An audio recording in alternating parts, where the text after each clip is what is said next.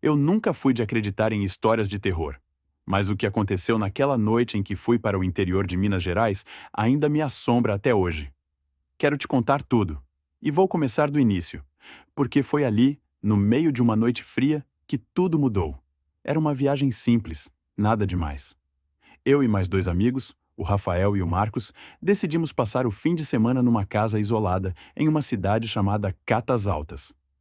Fica perto de uma região conhecida por suas trilhas e cachoeiras. O lugar é lindo durante o dia, com aquelas montanhas de pedra que cortam o céu. Mas à noite, o ambiente muda. A casa era antiga, com um ar de abandono, mas o preço estava bom e parecia o lugar perfeito para um descanso. Chegamos lá por volta das 18 horas, quando o sol ainda dava seus últimos suspiros no horizonte. A casa tinha uma varanda enorme, com vista para um vasto campo que desaparecia na escuridão. Havia também um pequeno bosque atrás da casa, que dava uma sensação de solidão, como se estivessem nos observando o tempo todo. Logo que entramos, o primeiro sinal de que algo não estava certo aconteceu. Um forte cheiro de mato molhado e terra úmida que, de alguma forma, me incomodou. Mas eu estava tão empolgado com a ideia de estar fora da cidade que ignorei. Rafael, o mais cético entre nós, fez piadas sobre o lugar, dizendo que parecia cenário de filme de terror. E até riu quando mencionamos a lenda do lobisomem, algo que a gente só conhecia de histórias que nossa avó contava. Mas o que eu não sabia era que essa lenda tinha raízes bem mais profundas do que imaginávamos. Por volta das 22 horas, começamos a fazer um fogo na lareira, beber uma cerveja e jogar conversa fora. O silêncio era tão grande que a qualquer barulho ficava evidente. Foi quando o Marcos comentou, sem muita preocupação, que tinha ouvido algo lá fora, perto da linha do bosque. Na hora, pensei que fosse um animal qualquer, mas Rafael sugeriu que fosse só o vento. Ele sempre tinha uma explicação racional para tudo. Mas então, o silêncio voltou a cair sobre a casa e a noite ficou ainda mais densa.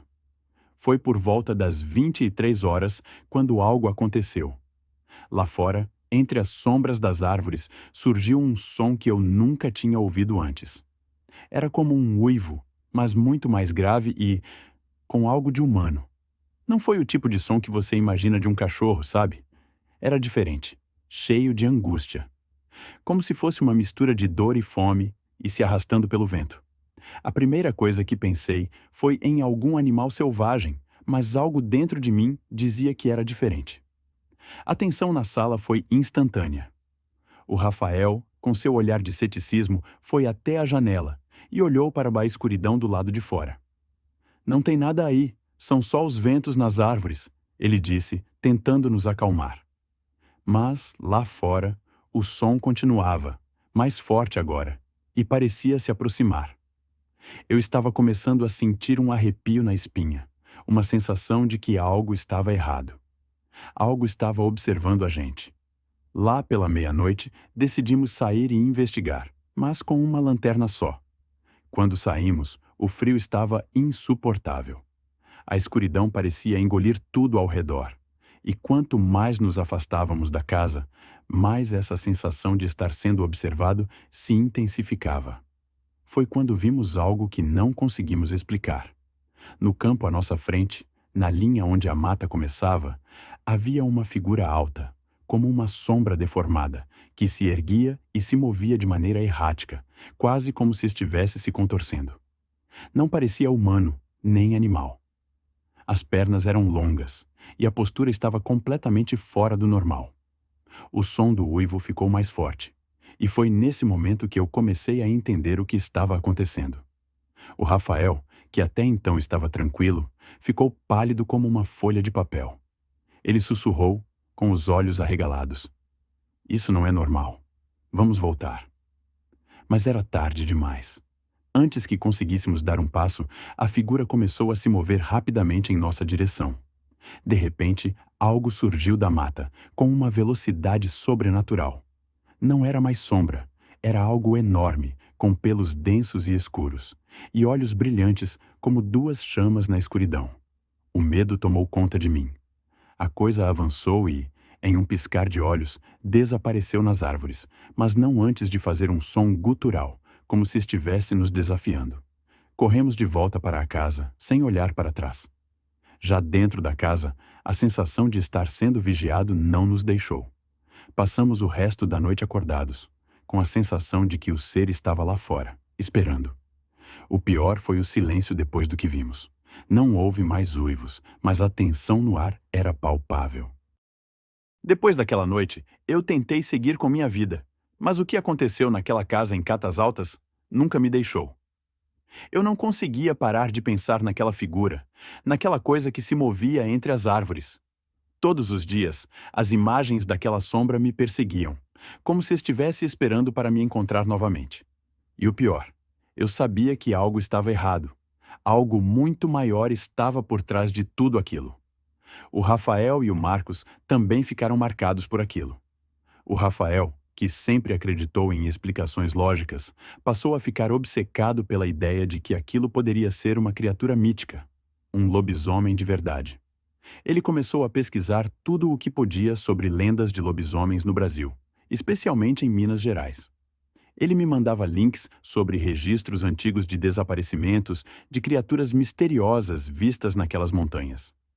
Ele não falava mais em termos de possivelmente ou talvez. Ele estava convencido de que o que vimos não era um pesadelo, era real, e estava mais perto do que a gente imaginava. Eu tentei ignorar o que ele dizia, mas uma noite algo aconteceu que me fez mudar de ideia. Foi quando o Marcos me ligou, pela segunda vez, pedindo para me encontrar. Ele estava diferente, quase como se estivesse perdido. Quando nos encontramos, ele parecia pálido, com olheiras profundas, como se não tivesse dormido em dias. Ele me contou que, depois da nossa viagem, ele começou a ter pesadelos constantes, sempre com a mesma cena. Ele estava sozinho na mata, e a coisa que vimos estava atrás dele, caçando-o. A diferença é que nos sonhos ele não conseguia fugir. Mas o mais assustador foi o que aconteceu na noite anterior. Marcos me contou que, enquanto estava em casa, perto de uma janela, ouviu um uivo, o mesmo som que ouvimos em Catas Altas, vindo de uma direção que ele jurava ser a mesma da floresta onde a criatura apareceu. O pior, segundo ele, foi quando olhou para fora e viu algo no campo, parado na escuridão. Era um vulto grande, de pelos negros e olhos amarelos brilhando na noite. E esse vulto estava olhando diretamente para a janela dele. Ele se trancou em casa, sem coragem para sair, mas o uivo não parou.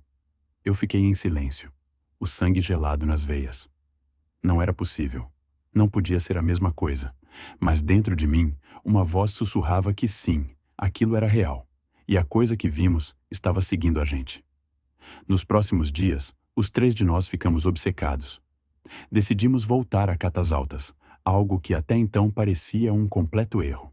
Mas algo dentro de mim dizia que se não fosse lá, não encontraríamos a paz. Fomos até a casa de um morador antigo da região, um homem com um olhar profundo e sombrio, que conhecia as lendas daquela terra. Quando lhe contamos o que tínhamos vivido, ele não se assustou.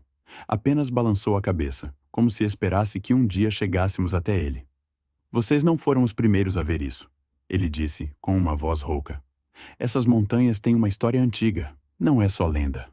Há muito tempo, esse ser foi amaldiçoado a vagar por essas terras.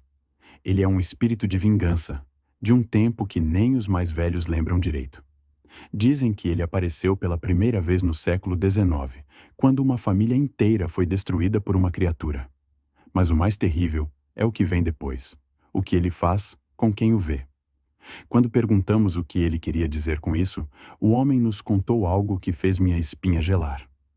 O lobisomem não é como os de outros lugares. Ele não só caça. Ele marca a pessoa que vê. E com o tempo, a marca vai crescendo dentro de você, até que a pessoa se torna parte dele. Ficamos em silêncio, tentando entender aquelas palavras. O homem não explicou mais, apenas nos entregou um pequeno amuleto e disse: "Isso pode ajudar, mas não fiquem na mata à noite. Se ele perceber que vocês sabem demais, vai atrás de vocês. E não vai parar até ter o que quer. Nós não falamos muito mais depois disso. Apenas agradecemos e fomos embora. Mas naquela noite, enquanto caminhávamos de volta para a casa onde íamos ficar, algo aconteceu. A sensação de estar sendo vigiado voltou com força total. O ar estava denso e o céu estava nublado, como se algo estivesse prestes a desabar sobre nós. Foi então que ouvimos o som novamente.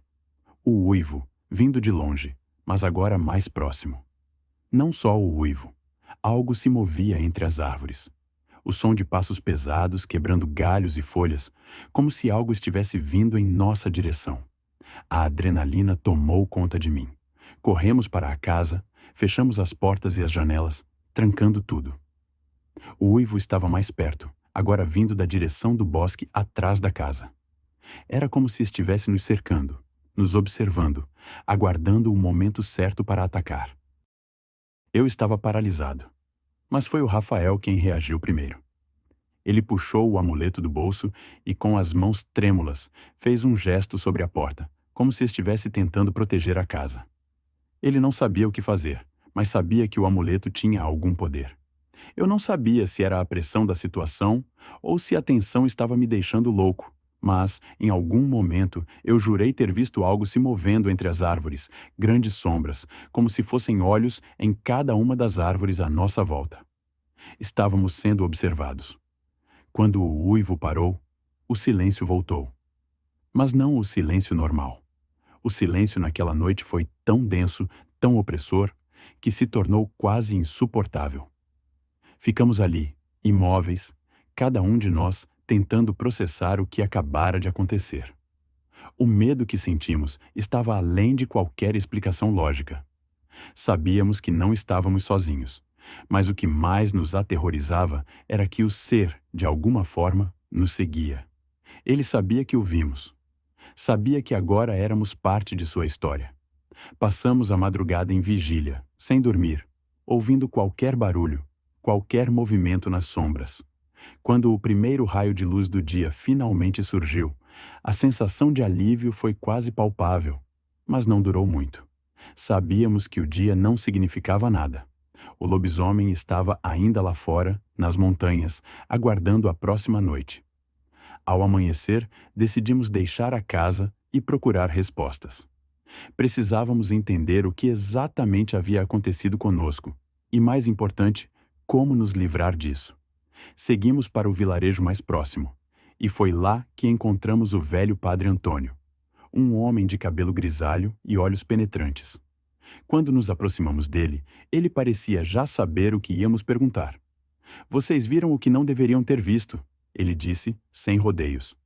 "E agora é tarde demais para voltar atrás." Ele nos contou que a maldição do lobisomem não era apenas uma questão de azar ou lenda local. O ser que víamos, o lobisomem, era uma entidade ancestral, uma alma atormentada que havia sido amaldiçoada por séculos. Havia sido uma pessoa comum, um homem de uma família muito antiga da região, mas suas ações no passado, tão cruéis e sombrias, tinham atraído a ira dos deuses. Ele foi transformado em uma criatura da noite, destinada a caçar e destruir todos que cruzassem seu caminho. Mas, segundo o padre, havia algo mais perturbador. A maldição não se limitava ao lobisomem. Ele tinha a capacidade de marcar as pessoas que viam sua verdadeira forma. A marca não era visível, mas ela se enraizava na alma, tornando a pessoa parte de sua própria maldição. Com o tempo, quem fosse marcado se tornaria algo semelhante àquilo que tinha visto. Se a marca fosse ignorada, o lobisomem voltaria, e a pessoa seria atraída para ele, como um ímã, até que finalmente fosse consumida. "Vocês ainda têm chance", o padre nos disse com a voz grave. "Mas para isso, precisam entender o que é essa marca. E o mais importante, precisam se livrar dela, ou ele virá atrás de vocês, e não haverá fuga." Aquelas palavras nos deixaram gelados. A ideia de que agora éramos parte da maldição, que nossa vida estava entrelaçada com aquele ser, era aterradora. Mas o que o padre nos disse a seguir foi ainda pior. Se a marca for deixada sem ser quebrada, um de vocês será puxado para a noite, para a escuridão da criatura. Ele escolherá quem será o próximo. E quando isso acontecer, será impossível salvá-lo. Marcos, que já estava à beira do colapso mental, foi o primeiro a falar, sua voz trêmula. O que precisamos fazer para nos livrar disso? O padre olhou para nós com uma seriedade que nunca esquecerei. A única forma de quebrar a maldição é ir até a origem. É lá, nas montanhas, onde tudo começou.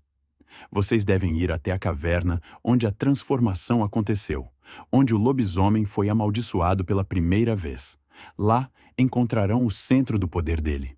Somente lá podem quebrar a marca. Mas cuidado, o caminho não será fácil. Ele os perseguirá.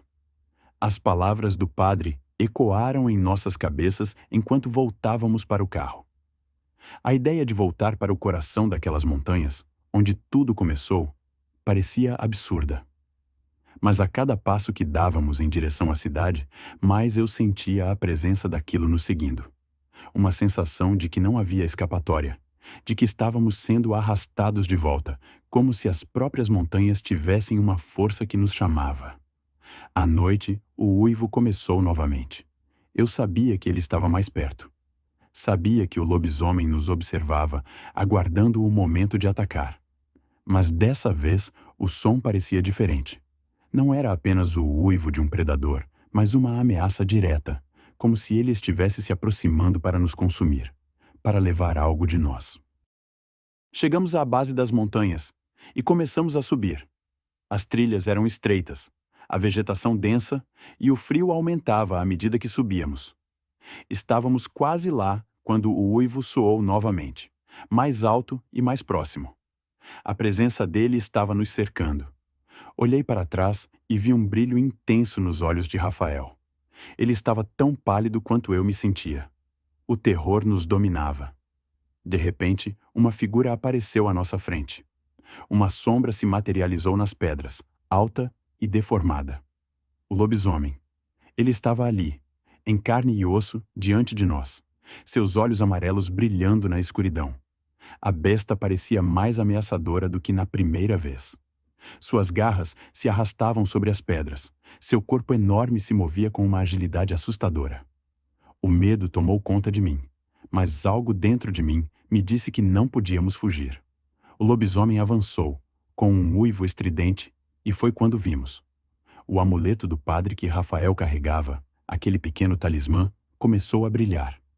Ele levantou o amuleto e, com a voz trêmula, recitou as palavras que o padre nos ensinara. O lobisomem parou por um instante, e então, em um movimento tão rápido que mal conseguimos ver, ele avançou, rompendo a barreira do amuleto, como se tentasse nos devorar antes que o feitiço tivesse efeito. Mas algo aconteceu.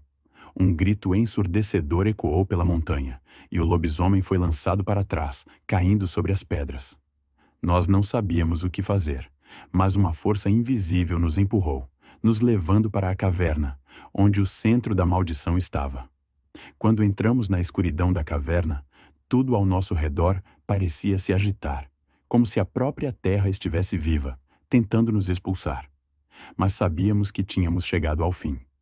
Se não enfrentássemos aquilo ali, não haveria mais chances. E foi na caverna, no centro daquela escuridão, que tudo se revelou. O lobisomem não era apenas uma criatura. Ele era a manifestação de um mal profundo, uma entidade que existia muito antes das lendas, que tinha o poder de consumir tudo e todos que cruzassem seu caminho. Para quebrar a maldição, tínhamos que fazer algo impossível.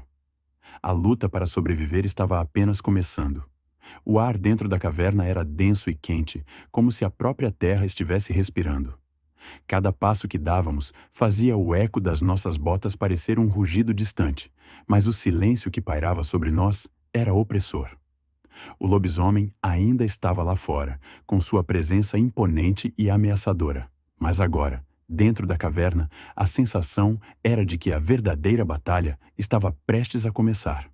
Algo muito mais profundo estava por trás de tudo aquilo. Algo que transcendia a criatura. Algo que conectava o lobisomem à própria essência da montanha. E talvez até a terra que pisávamos. A caverna tinha uma luz estranha, uma penumbra vibrante que parecia pulsar. Olhei para o Rafael e o Marcos, cujos rostos estavam pálidos, quase como se estivéssemos sendo arrastados para uma dimensão diferente. A cada passo que dávamos mais fundo na caverna, a sensação de estar sendo observado aumentava, até que a pressão no peito se tornou quase insuportável. Foi o Marcos quem primeiro viu, lá no fundo da caverna, uma abertura. Era um espaço maior, onde a rocha parecia ter sido esculpida com precisão, como se um grande altar tivesse sido criado ali. Mas o que mais me chamou a atenção foi o que estava no centro desse espaço. Uma enorme pedra negra, brilhando como se tivesse absorvido toda a energia da caverna. Ao seu redor, marcas de garras e arranhões profundos, evidências de que o lobisomem, ou algo muito pior, já havia passado por ali inúmeras vezes. Na pedra, uma inscrição esculpida em uma língua antiga que ninguém mais conseguia ler, mas que eu tinha certeza de que possuía um significado profundo, uma maldição ainda mais antiga do que a própria criatura. Eu não sei o que aconteceu, mas de repente, uma sensação de frio cortante invadiu o local. Algo estava prestes a acontecer. O uivo do lobisomem ainda ressoava de longe, mas agora ele parecia mais distante, mais fraco.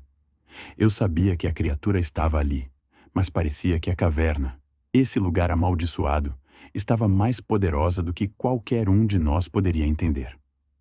Algo dentro de mim sussurrou que não estávamos em perigo apenas da criatura, mas de algo muito mais antigo. A montanha talvez estivesse viva de uma maneira que jamais imaginaríamos. Foi quando a pedra ao nosso redor começou a vibrar.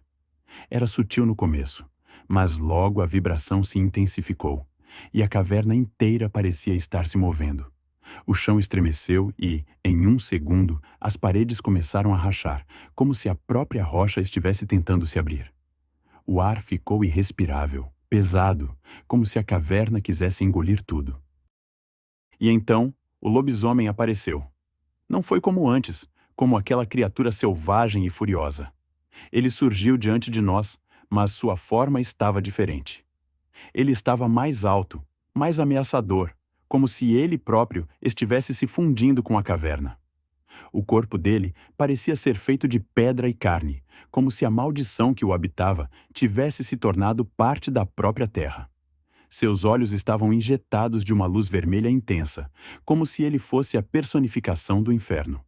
O lobisomem avançou com uma velocidade impossível, mas o que me assustou ainda mais foi o grito. Não era um simples uivo, mas um som profundo, quase hipnótico, que parecia atravessar nossa mente. Foi como se ele estivesse tentando nos quebrar por dentro, fazendo nossas mentes se contorcerem, nossas vontades se diluírem.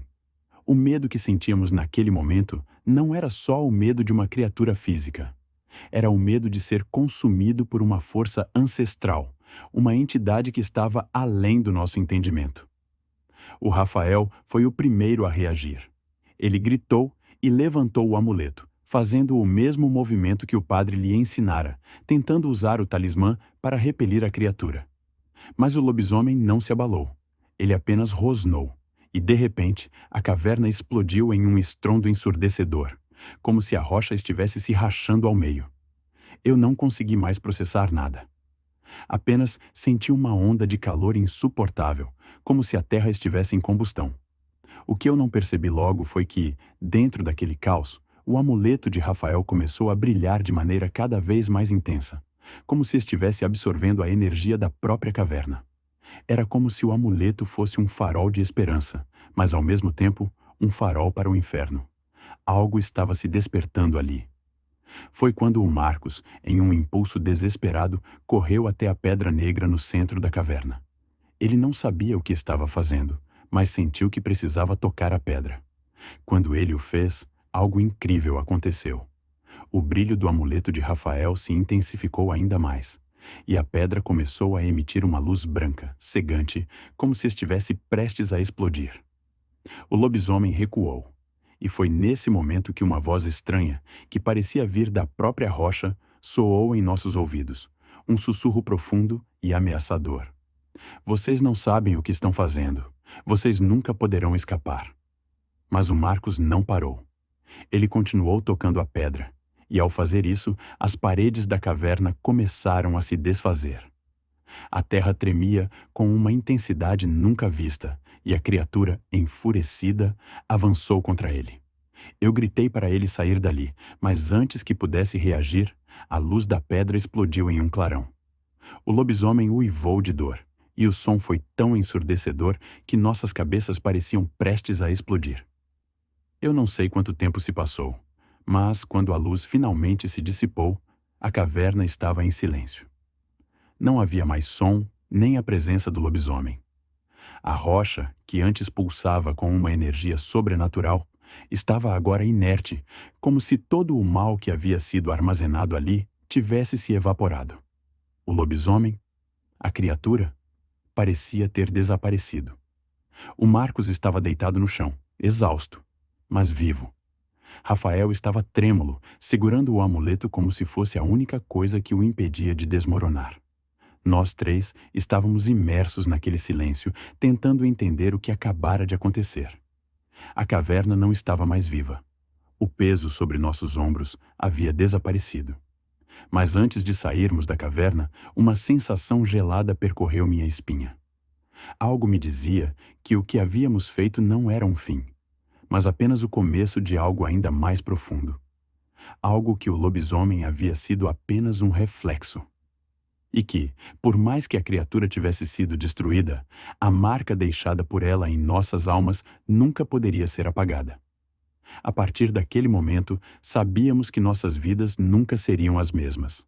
Algo antigo, algo terrível, ainda nos vigiava. E por mais que a maldição tivesse sido quebrada naquele instante, as cicatrizes que carregávamos seriam para sempre parte de nós.